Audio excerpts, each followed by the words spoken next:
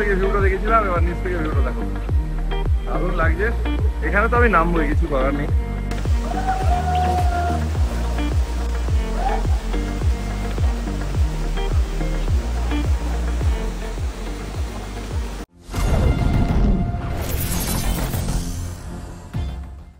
আজ ভিডিওতে তোমরা দেখেছিলে আমরা মেঘালয়তে বাম্বু ট্রেক করে ফিফি ওয়াটারফলসের দিকে যাচ্ছিলাম, মানে চেরাপুঞ্জির দিকে যাচ্ছিলাম। তো ভিডিওটা লম্বা হয়ে যাওয়ার জন্য ওই ভিডিওটা ওখানে এন্ড করে নেক্সট পার্টটা স্টার্ট করলাম। চলো, ওয়াইশেরং ওয়াটারফলটা তো আমার দারুণ লেগেছে আর ওটাই ভিজিট করছি। এখানে হাজার ওয়াটারফলস আছে, সব ভিজিট করতে গেলে অনেক দিন টাইম লাগবে, স্টে করে করে করতে হবে। তো আগে ওয়াইশেরংটা কমপ্লিট করে নিই, তারপর আরও কটা ওয়াটারফলস ঘুরবো, যেগুলোর জন্য ট্রেক করতে হবে না, রোডের উপর থেকেই দেখা যাবে। চলো, তোমাদের সঙ্গে ওয়াইশেরং ওয়াটারফলস থেকে দেখা হচ্ছে। ওয়াইশেরং ওয়াটারফলসের জন্য আমরা ট্রেকিং স্টার্ট করে দিয়েছি, মানে হেঁটে যেতে হবে। একজন বললো 1-1.5 ঘন্টা মতন লাগে আপ ডাউনে। তো অলরেডি আমরা কিছু দূর নেমে গেছি, মাঝপথে রয়েছি। রাস্তাটা সেম আমরা যা করে এসেছি, তারপরে এটা কোয়াইট নর্মাল লাগছে। বাম্বু ট্রেক করে আসছি একটু আগে, অনেকটাই নর্মাল লাগছে, সেরকম কোনো ডিফিকাল্ট কিছু মনে হচ্ছে না। আর এখানে এন্ট্রি ফি নিচ্ছে 100 টাকা করে পার হেড। এই দেখো, এতক্ষণ ভালোই ছিল, এখন একটু রাস্তা খারাপ আছে, আওয়াজ শোনা যাচ্ছে, জলের আওয়াজ সামনেই আছে। এটা হচ্ছে ভিউ পয়েন্ট। ও অসম, একটু ফগ আছে।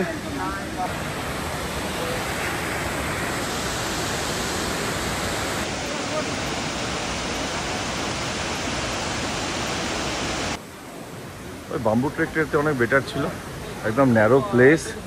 দেখো অলরেডি ট্রাফিক জ্যাম, ওদিকে লোক আসছে, নিচে লোক উঠতে হচ্ছে না। কেউ যদি নামছে তো উঠতে পারছে না, কেউ নামতে উঠতে পারছে না। এই জায়গায় একটু টাইম লেগে গেল আমাদের, বেশি হাঁটা রাস্তা না। এই উপর থেকে ভিউটা দেখেছিলাম, এবার নিচ থেকে ভিউটা দেখো, দারুণ লাগছে। এখানে তো আমি নামবোই, কিছু করার নেই, নামতেই হবে।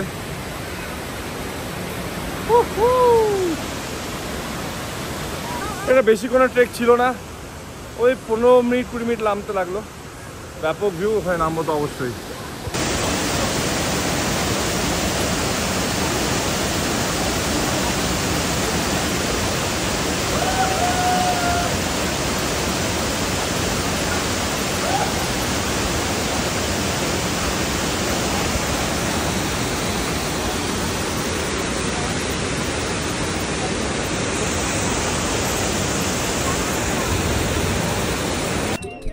এটা হচ্ছে 7 সিস্টার ওয়াটারফলস। কি দেখবো এটা বুঝতে পারছি না, কিছুই সেরকম লাগছে না জায়গাটা। তো খুব ফেমাস 7 সিস্টার ওয়াটারফলস। হয়তো বৃষ্টির সময় রেনি টাইমে আরও সুন্দর লাগে হয়তো, এখন একটু অতটাও জল সেরকম নেই। ঠিক আছে, এমনি ভিউটা খুবই সুন্দর এখান থেকে। এই জায়গাটা অনেকটা বাংলাদেশ বর্ডারের কাছে। একটা ওয়াটারফলস দেখতে এসেছি, নামটা কান্যাম ওয়াটারফলস। ওই অলরেডি দেখা যাচ্ছে এখান থেকে দূরে, ওই দেখো ওয়াটারফলসটা সবচেয়ে লংগেস্ট। যতগুলো ওয়াটারফলস দেখলাম এটা সবচেয়ে লংগেস্ট। আর এই ওয়াটারফলটার বেস্ট পার্ট হচ্ছে কি বলো তো, তোমাকে ওয়াটারফলটা দেখতে গেলে তোমাকে মানে অনেকটা হাত ট্রেক করতে হবে না, রোডের উপর দিয়ে দেখতে পাবে। দেখো কতটা উঁচু দিয়ে জল পড়ছে। মানে মেঘালয়তে মানে ওয়াটারফলসের একদম মানে কি বলবো, ছয়লা যাকে বলে, চারিদিকে ওয়াটারফল আর ওয়াটারফল। 1 মাস থাকতে হবে মিনিমাম, সবগুলো যদি ঘুরতে হয় ভালো করে। এই পাহাড়ের গায়ে দিয়েও জল পড়ছে ছোট ছোট, কিন্তু ওইটা সবচেয়ে বড়। এটার নাম হচ্ছে কান্যাম ওয়াটারফলস। এটা রেনি সিজনে অনেক ভিডিওতে দেখেছি যে জলটা একদম রাস্তার উপরে চলে আসে। দেখি এখন সামনে গিয়ে দেখি সেটা এখন সেরকম টাইপের জল রাস্তায় আসছে কিনা শীতে।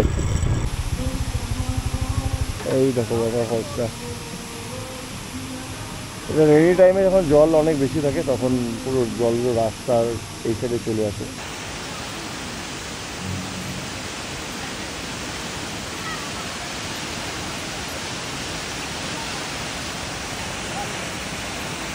তো এই জায়গাটা হচ্ছে বাংলাদেশ ভিউ পয়েন্ট। এটা আমাদের অন দ্য ওয়েতেই ছিল, এখানে আমাদের দাঁড়ানোর কোনো প্ল্যান ছিল না, বাট এত সুন্দর ভিউ দেখে না গাইজ আর নিজেকে কন্ট্রোল না করতে পেরে এখানে কিছুটা টাইম স্পেন্ড করেছিলাম। আর এখানকার ভিউটা তো তোমরা দেখতেই পাচ্ছ।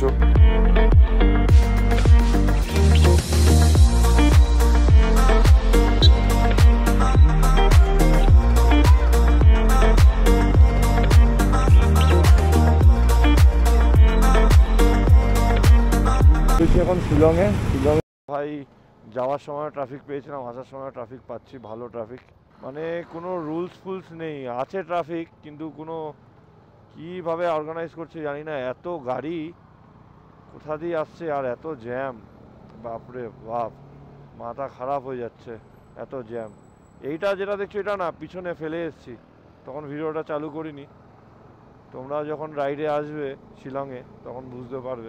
এই দেখতে পাচ্ছ পেট্রোলের ফুল বার, পেট্রোল ফুল করে নিয়েছি, কারণ আমরা এখন মেঘালয় থেকে বেরিয়ে আসামের দিকে যাবো।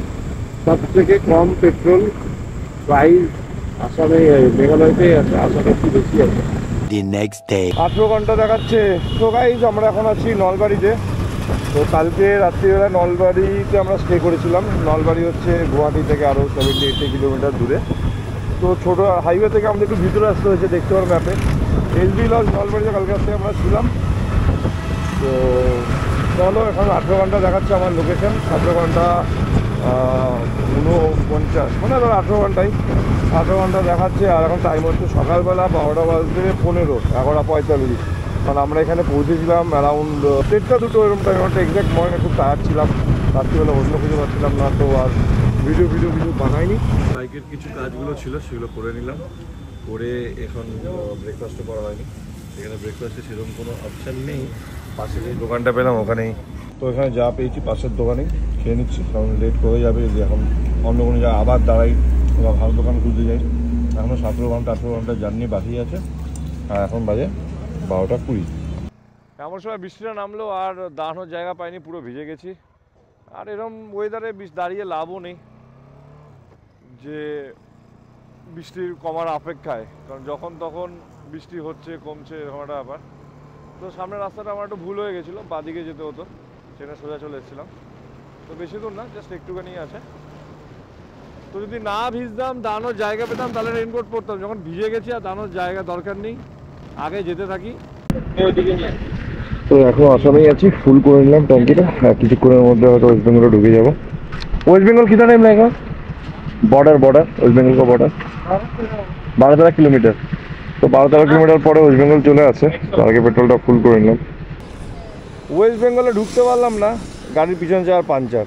এই মতো হাওয়ার প্রেশার চেক করলাম, দেখলাম 20। একটু সকালবেলা যা আসার আগে যখন বাইকের কাজ করলাম তখন 40 চেক করে আসলাম।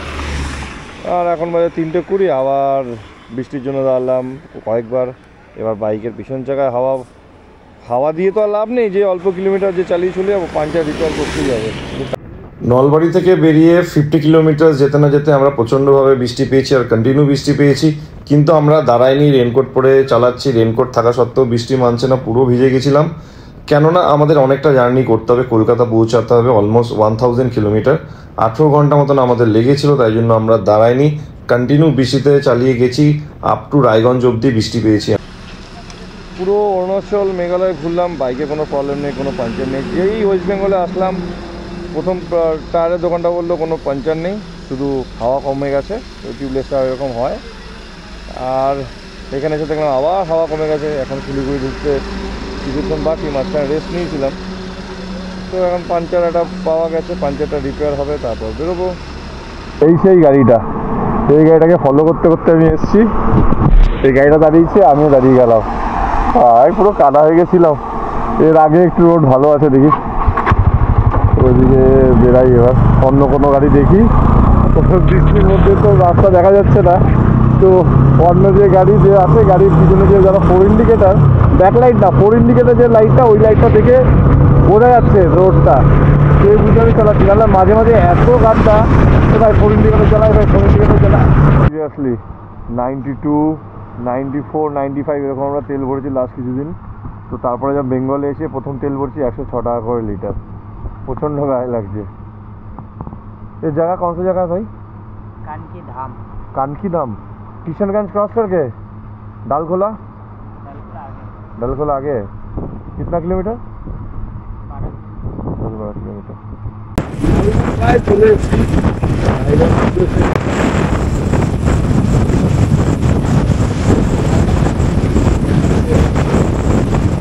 তো এখন এসে পৌঁছেছি রায়গঞ্জ এখন ঠিক না, রায়গঞ্জ থেকে এখন আমরা 20-25 কিলোমিটার আগে রয়েছি।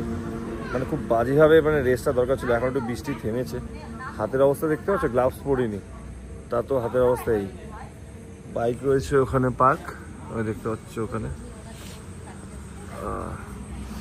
খুব বাজে ঘুম পাচ্ছে, ওই জন্য একটুখানি কফিটা নিই না। এখন বাজে 12টা, সকালবেলা কটা 12 ঘন্টাতে কনস্ট্যান্ট বাইক চালাচ্ছি। একটু আগে যাই দেখি কি ডিসিশন নিই, তারপর আবার বৃষ্টি পড়া শুরু হয়েছে। এইভাবে বৃষ্টির মধ্যে রাত্রিবেলা বাইক চালানো পসিবল? রোড কন্ডিশন খুব খারাপ। আমি 4-5 মাস আগে যখন সান্দাকপুর রাইড করলাম এত খারাপ ছিল না, এখন রোড কন্ডিশন খুব খারাপ। যেই রোডের অবস্থায় বাইক চালানোটা পসিবল হবে না। একটু ব্রেক নিয়ে একটু ডিসিশন নিয়ে নিই। রায়গঞ্জে অনেক হোটেল আছে, ভাবছি ওখানে স্টে করে যাব। খারাপ সময় খারাপ জিনিসই কাজে আসে, ভালো জিনিস কাজে আসে না। ভালো জিনিস হয়তো ভালো সময় কাজে আসতে পারে, কিন্তু খারাপ টাইমে খারাপ জিনিসই কাজে আসে, ঠিক আছে? তো ভালো যতটা দরকার খারাপও ততটাই দরকার, কারণ খারাপ টাইম সবার লাইফে আসে। খারাপ জিনিসগুলোই খারাপ টাইমে সাথ দেয়, তখন ভালো জিনিস সাথ দেবে না। ভালো জিনিসে সেই কাজটা হবে না যেটা খারাপ জিনিস হবে। সেকেন্ড টাইম ওয়েস্ট বেঙ্গলে আসার পরে তেল ভরছি 106 টাকা করে। তার আগে তোমাদের দেখিয়েছিলাম 95 করে ভরেছি, 92 করে ভরেছি, এখন 96 করে 106 করে যাচ্ছে। কোন জায়গায় এসেছি? কৃষ্ণনগর 40 কিলোমিটার আগে দেবগ্রাম। কি আচ্ছা, এখন টাইম হচ্ছে কটা বাজে? 6টা বাজে 5-7 মিনিট বাকি আছে এরকম হবে। নাম্বার প্লেট পিছনে ঝুলছে, পিছনে দুটো নাম্বার প্লেট। হ্যাঁ, গাড়ির অবস্থা হচ্ছে এই কি অবস্থা। গাড়ি ওয়াশ করতে গেলে ডবল পেমেন্ট করতে হবে, ডবল পেমেন্ট। চলো 8টা 10 এখন, এসছিলাম 5-7 মিনিট আগে। তো গাইজ লোকেশানটা দেখো, চিনতে পারছো কি না? ইয়েস, মুড়াগাছা। মানে এখান থেকে রোড থেকে আমার বাড়ি একটু বাঁদিকে ঢুকতে হবে। তো এখানে দাঁড়ালাম একটু টি ব্রেক, মানে যাওয়ার আগে চা খেয়ে যাবো। আর চোখ মুখের অবস্থা দেখতেই পাচ্ছ, বৃষ্টি পড়ছে জম্মের, মানে ঠান্ডা, তার মধ্যে বৃষ্টির কোনাগুলো চোখের মধ্যে ঢুকেছে, চোখে এখন ঠান্ডা লেগে লাল হয়ে রয়েছে চোখটা। তো কিছু করার নেই, এইভাবে আসতে হয়েছে। ওই মুহূর্তে ওখানে দাঁড়িয়ে ব্রেক নিয়ে নিতাম। আমি অনেকবার কল করেও ছিলাম একটা হোটেলে, মানে রায়গঞ্জে, কিন্তু বাট হোটেল কোনো কারণে আমরা অনেক লেট করে ফেলেছি, তাই জন্য আর হোটেল পেলাম না। তো যাই হোক, চলে এসেছি এখানে। আর ব্লগটা লম্বা করলাম না, ব্লগটা এখানে এন্ড করলাম। ভালো লাগলে লাইক অ্যান্ড সাবস্ক্রাইব করে দিও। চলো টাটা। আর কোনো যদি এই ট্রিপ রিগার্ডিং কোনো যদি হেল্প লাগে তো কমেন্ট বক্স খোলা আছে।